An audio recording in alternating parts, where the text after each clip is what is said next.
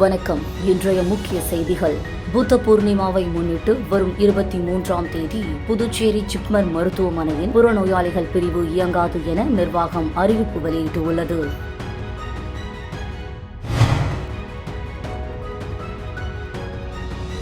தவறான யூகங்களை பொய்யாக்கி பாஜக வெற்றி பெறும் என்றும் 3வது முறையாக நரேந்திர மோடி பிரதமராக பதவியேற்பார் என அமைச்சர் நமச்சிவாயம் தெரிவித்துள்ளார்.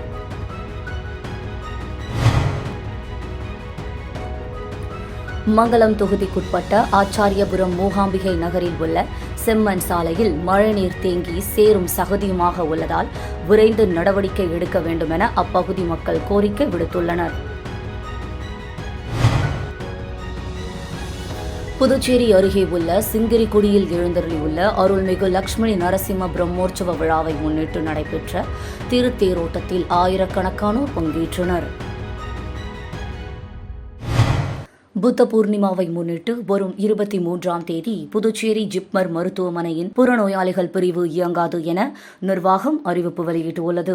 புதுச்சேரி ஜிப்மர் இயக்குநர் அலுவலகம் வெளியிட்டுள்ள செய்திக்குறிப்பில், மத்திய அரசு விடுமுறை தினமாக வரும் 23ஆம் தேதி புத்த பூர்ணிமாவை அறிவித்துள்ளது. எனவே புதுச்சேரி ஜிப்மரின் வெளிப்புற நோயாளிகள் பிரிவு நாளை இயங்காது. அன்று நோயாளிகள் வருவதை தவிர்க்க வேண்டும். ஆனாலும் அவசர பிரிவு சேவைகள் அனைத்தும் வழக்கம் போல் இயங்கும் என அதில் குறிப்பிடப்பட்டுள்ளது. தவறான யூகங்களை பொய்யாக்கி பாஜக வெற்றி பெறும் என்றும் 3வது முறையாக நரேந்திர மோடி பிரதமராக பதவியேற்பார் என அமைச்சர் நமச்சிவாயம் தெரிவித்துள்ளார். புதுச்சேரி பாராளுமன்ற தேர்தல் மேலாண்மை குழு கூட்டம் தனியார் ஹோட்டலில் நடைபெற்றது. பாஜக மாநில தலைவர் செல்வ கணபதி எம்பி தலைமையில் நடைபெற்ற கூட்டத்தில் பாஜக வேட்பாளர் அமைச்சர் நமச்சிவாயம் முன்னிலையில் நடைபெற்ற கூட்டத்தில் பாஜக மேலிட பொறுப்பாளர் நிர்மல் குமார் சுரானா சிறப்பு விருந்தினராக கலந்து கொண்டார். அமைச்சர் சாய் சரவணன், சட்டமன்ற உறுப்பினர்கள் மற்றும் கட்சி நிர்வாகிகள், பொறுப்பாளர்கள் ஆகியோர் கலந்து கொண்டனர். இக்கூட்டத்தில் பேசிய அமைச்சர் நமச்சிவாயம், அனைத்து தவறான யூகங்களையும் தவிடு பொடியாக்கி வெற்றி பெறுவது உறுதி என்றும் வரும் ஜூன் 4ஆம் தேதி நரேந்திர மோடி 3வது முறையாக பதவியேற்பார் என்றார். மங்கலம் தொகுதிக்குட்பட்ட ஆச்சாரியபுரம் மூகாம்பிகை நகரில் உள்ள செம்மண் சாலையில் மழைநீர் தேங்கி சேரும் சகதியுமாக உள்ளதால் விரைந்து நடவடிக்கை எடுக்க வேண்டும் என அப்பகுதி மக்கள் கோரிக்கை விடுத்துள்ளனர். புதுச்சேரி மங்கலம் தொகுதிக்குட்பட்ட ஆச்சாரியபுரம் மூகாம்பிகை நகர் பகுதியில் கடந்த 2022ஆம் ஆண்டில் மூகாம்பிகை நகர் 3வது குறுக்கு தெருவில் பூமி பூஜை செய்து சாலைகள் மேம்படுத்த பணிகள் நடைபெற்றது. அதனைத் தொடர்ந்து அதே பகுதியில் உள்ள 4வது குறுக்கு வீதியில் செம்மண் சாலை அமைக்கப்பட்டு மக்களின் பயன்பாட்டில் உள்ளது. அப்பகுதியில் உள்ள செம்மண் சாலையானது தற்போது பெய்த மிதமான மழையால் மிகவும் சேதமடைந்துள்ளது. இதனால் வாகன ஓட்டிகள் மண் சறுக்கி கீழே விழுகின்றனர். எனவே விரைந்து சீரமைக்க வேண்டும் என அப்பகுதி மக்கள் கோரிக்கை விடுத்துள்ளனர். இப்ப நேற்று பெய்த மழை, கொஞ்சம் மழைக்கு போர்த்து கிராஸில் நடக்க முடியாத நிலைமையில் ரோடு உள்ளது. இது அரசு அதிகாரிகளும் எங்களுக்கு நல்ல முறையில் ரோடை சரி செய்து கொடுக்குமாறு தங்களை தாழ்மையுடன் கேட்டுக்கொள்கிறோம். புதுச்சேரி அருகே உள்ள சிங்கிரிக்குடியில் எழுந்தருளியுள்ள அருள்மிகு லட்சுமி நரசிம்மர் பிரம்மோற்சவ விழா முன்னிட்டு நடைபெற்ற திருத்தேரோட்டத்தில் ஆயிரக்கணக்கானோர் பங்கேற்றனர். புதுச்சேரி அருகே சிங்கிரிக்குடியில் அமைந்துள்ளது புகழ்பெற்ற அருள்மிகு லட்சுமி நரசிம்ம சுவாமி திருக்கோவில். இந்த திருக்கோவிலில் 2024ஆம் ஆண்டு பிரம்மோற்சவ விழா 14ஆம் தேதி கொடியேற்றத்துடன் தொடங்கியது.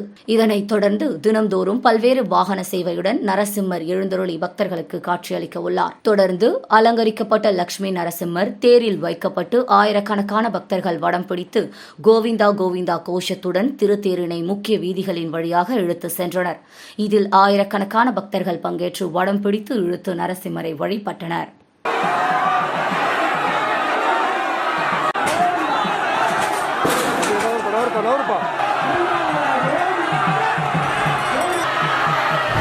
புதுச்சேரி காந்தி வீதியில் உள்ள ஆக்கிரமிப்புகளை நகராட்சி ஆணையர் கந்தசாமி தலைமையில் 50க்கும் மேற்பட்ட நகராட்சி ஊழியர்கள் அகற்றினர். புதுச்சேரி காந்தி வீதியில் சாலையை ஆக்கிரமித்து உள்ள கடைகளால் போக்குவரத்து நெரிசல் ஏற்படுவதாக புதுச்சேரி நகராட்சிக்கு தொடர்ந்து புகார் வந்தது. இதனைத் தொடர்ந்து நகராட்சி ஆணையர் கந்தசாமி கடந்த வாரம் நேரடியாக சென்று ஆய்வு செய்து ஆக்கிரமிப்புகளை அகற்றுமாறு வியாபாரிகளுக்கு எச்சரிக்கை விடுத்திருந்தார். மேலும் நேற்று நகராட்சி ஊழியர்கள் சாலையை ஆக்கிரமித்து உள்ள கடைகளுக்கு நோட்டீஸ் வழங்கி எச்சரிக்கை விடுத்தனர். இந்த நிலையில் நகராட்சி ஆணையர் கந்தசாமி தலைமையில் 50க்கும் மேற்பட்ட நகராட்சி ஊழியர்கள் போலீசார் பாதுகாப்புடன் காந்தி வீதியில் உள்ள ஆக்கிரமிப்புகளை ஜேசிபி இயந்திரம் மூலம் அகற்றும் பணியில் இன்று ஈடுபட்டனர். இதற்கு எதிர்ப்பு தெரிவித்து ஒரு சில வியாபாரிகள் நகராட்சி ஊழியர்களுடன் கடும் வாக்குவாதத்தில் ஈடுபட்டனர். இதனால் அப்பகுதியில் பதட்டமான சூழல் நிலவியது. வாக்குவாதத்தில் ஈடுபட்ட வியாபாரிகளை பாதுகாப்பு பணியில் ஈடுபட்டிருந்த போலீசார் அப்புறப்படுத்தினர். அதனைத் தொடர்ந்து ஆக்கிரமிப்பு பணிகள் அகற்றும் பணி நடைபெற்றது.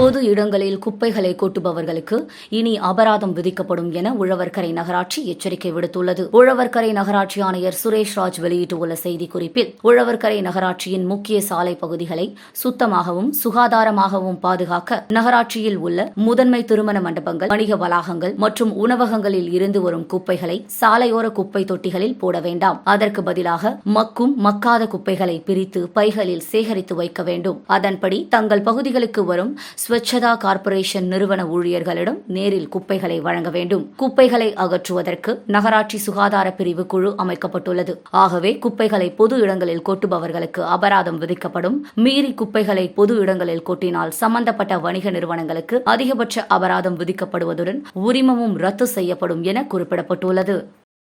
புதுச்சேரி மக்களவைத் தேர்தல் முடிவு ஜூன் 4ஆம் தேதி வெளியாக உள்ள நிலையில் வாக்கு எண்ணும் மையங்களில் தொடங்கப்பட்டுள்ள பணிகளை தலைமை தேர்தல் அதிகாரி ஜாதகர், மாவட்ட ஆட்சியர் குலோத்துங்கன் ஆகியோர் ஆய்வு செய்தனர். புதுச்சேரி மக்களவைத் தேர்தலில் 23 தொகுதிகளில் பதிவான மின்னணு வாக்குப்பதிவு இயந்திரங்கள் புதுச்சேரி மகளிர் பொறியியல் கல்லூரி மற்றும் மோதிலால் நேரு அரசு பாலிடெக்னிக் கல்லூரி, புதுச்சேரி லாஸ்பேட்டை ஆகிய குறிப்பிட்ட வாக்கு எண்ணும் மையங்களில் பாதுகாப்பு அறையில் வைக்கப்பட்டுள்ளன. ஜூன் 4 அன்று முடிவுகள் வெளியாக உள்ள நிலையில் வாக்கு எண்ணும் அறைகளில் விரிவான ஏற்பாடுகள் செய்யப்பட்டுள்ளன.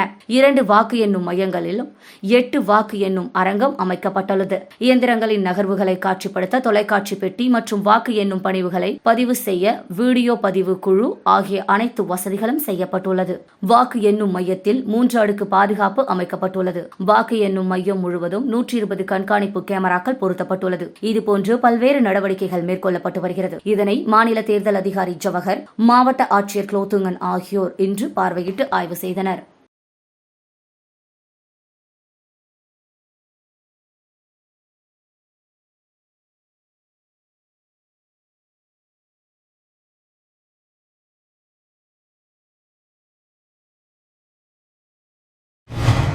புதுச்சேரி ரயில் நிலையத்தில் போதைப் பொருள் தடுப்பு பிரிவு போலீசார் திடீர் சோதனையில் ஈடுபட்டபோது புவனேஸ்வரில் இருந்து வந்த நபரிடம் இருந்து ஹான்ஸ், குட்கா உள்ளிட்ட போதைப் பொருட்களை பறிமுதல் செய்தனர். புதுச்சேரியில் நாளுக்கு நாள் கஞ்சா விற்பனை அதிகரித்து வருகின்றது. குறிப்பாக ரயில் மூலம் புதுச்சேரிக்கு கஞ்சா உட்பட போதைப் பொருட்கள் கடத்தி வரப்படுவதாக புகார் எழுந்துள்ளது. இதனை தடுக்க காவல்துறையும் பல்வேறு நடவடிக்கைகளை எடுத்து வருகின்றது. இந்த நிலையில் புதுச்சேரி ஆளுநர் CP ராதாகிருஷ்ணன் கஞ்சா புழக்கத்தை தடுக்க வேண்டும் என கடந்த சில தினங்களுக்கு முன்பு போலீசாருக்கு உத்தரவிட்டிருந்தார். இதனையடுத்து போதைப் பொருள் தடுப்பு பிரிவு போலீசார் கஞ்சா மற்றும் போதைப் பொருள் புழக்கத்தை தடுக்க பல்வேறு நடவடிக்கைகளை எடுத்து வருகின்றனர். அந்த வகையில் போதைப் பொருள் தடுப்பு பிரிவு இன்ஸ்பெக்டர் தனசேகரன் தலைமையிலான போலீசார் மோப்ப நாயுடன் சென்று புதுச்சேரி ரயில் நிலையத்தில் அதிரடியாக சோதனை மேற்கொண்டனர். அப்போது வெளி மாநிலங்களில் இருந்து வரும் பயணிகளின் பயனாளிகளை சோதனை செய்தனர்.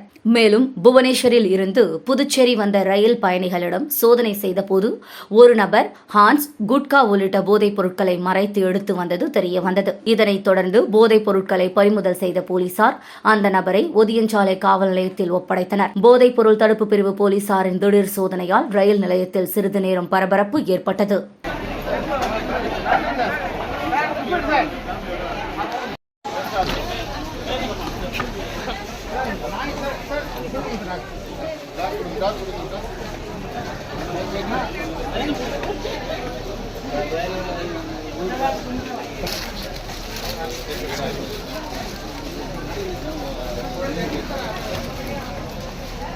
பாருங்க சார், இங்க வாங்க சார், இங்க போடுங்க சார். அரியாங்குப்பம் மார்க்கெட்டில் நடைபாதையை ஆக்கிரமித்துள்ள கடைகளை ஆணையர் ரமேஷ் தலைமையில் ஊழியர்கள் அகற்றினர். புதுச்சேரி அரியாங்குப்பம் கொம்யூன் பஞ்சாயத்து எதிரே மார்க்கெட் உள்ளது. இங்கு வியாபாரிகள் பலர் நடைபாதையை ஆக்கிரமித்து வியாபாரம் செய்து வந்தனர். மார்க்கெட்டுக்கு செல்லும் பொதுமக்கள் நடந்து செல்ல வழி இல்லாமல் அவதியடைந்து வந்த நிலையில் இதுகுறித்து பொதுமக்கள் அரியாங்குப்பம் கொம்யூன் பஞ்சாயத்தில் புகார் தெரிவித்தனர். அதன் அடிப்படையில் மார்க்கெட் பகுதியில் சாலையோரம் உள்ள ஆக்கிரமிப்புகளை ஆணையர் ரமேஷ் தலைமையில் மேலாளர், இளநிலை பொறியாளர், வருவாய் ஆய்வாளர்கள், அரியாங்குப்பம் காவல்துறையினர் மற்றும் ஊழியர்கள், துப்புரவு பணியாளர்கள் ஆகியோர் குப்பை லாரி வண்டி மற்றும் ஜேசிபி இயந்திரம் மூலம் ஆக்கிரமிப்புகளை அகற்றும் பணியில் ஈடுபட்டனர். மேலும் நடைபாதையை ஆக்கிரமித்து வியாபாரம் செய்வதால் பொருட்கள் பறிமுதல் செய்யப்படுவதுடன் உரிமம் ரத்து செய்து சீல் வைக்கப்படும் என வியாபாரிகளுக்கு எச்சரிக்கை விடுத்தனர். தொடர்ந்து பொதுமக்கள்கிட்ட இருந்து புகார் வந்துள்ளது. கூடை பண்ணீங்கன்னா வாய்க்கால் அடைப்பு ஏற்பட்டு ரோட்டுக்கு தான் அந்த பழக்கூட எடுங்க, மாம்பழத்தெல்லாம் எடுங்க. சொல்லிட்டு பண்ணாதீங்க. வாய்க்கால் எவ்வளவு அடைப்பு ஏற்பட்டுள்ளது பாருங்க.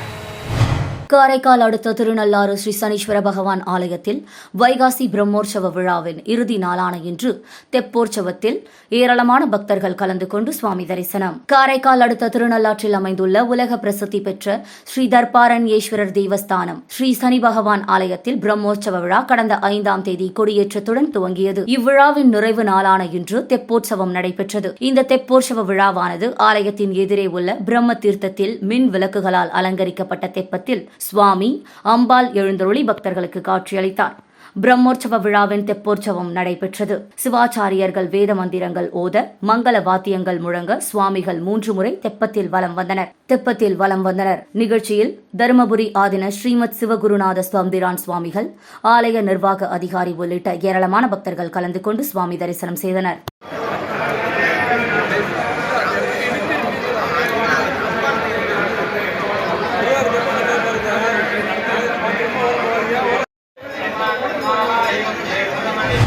வில்லியனூர் அடுத்த பரம்பை ஸ்ரீ ஏழை மாரியம்மன் கோவிலில் ஊரணி பொங்கல், பார்சாகை வார்த்தல், செடல் தரித்தல் நிகழ்ச்சியில் ஏராளமான பொதுமக்கள் கலந்து கொண்டு சுவாமி தரிசனம் செய்தனர்.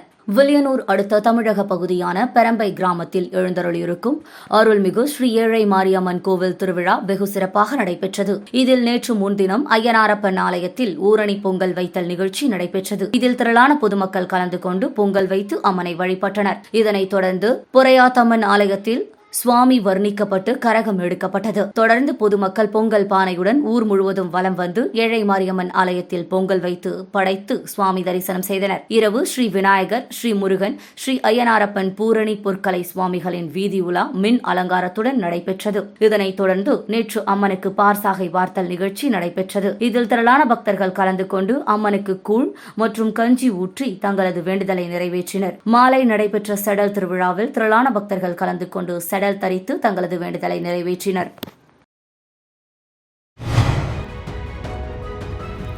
வணக்கம். இன்றைய முக்கிய செய்திகள். புத்த பூர்ணிமாவை முன்னிட்டு வரும் 23ஆம் தேதி புதுச்சேரி ஜிப்மர் மருத்துவமனையின் புறநோயாளிகள் பிரிவு இயங்காது என நிர்வாகம் அறிவிப்பு வெளியிட்டுள்ளது.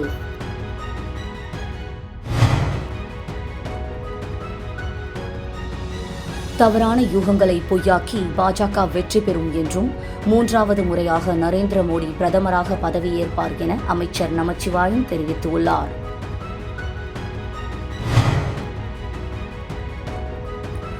மங்கலம் தொகுதிக்குட்பட்ட ஆச்சாரியபுரம் மூகாம்பிகை நகரில் உள்ள செம்மண் சாலையில் மழைநீர் தேங்கி சேரும் சகதியுமாக உள்ளதால் விரைந்து நடவடிக்கை எடுக்க வேண்டும் என அப்பகுதி மக்கள் கோரிக்கை விடுத்துள்ளனர்.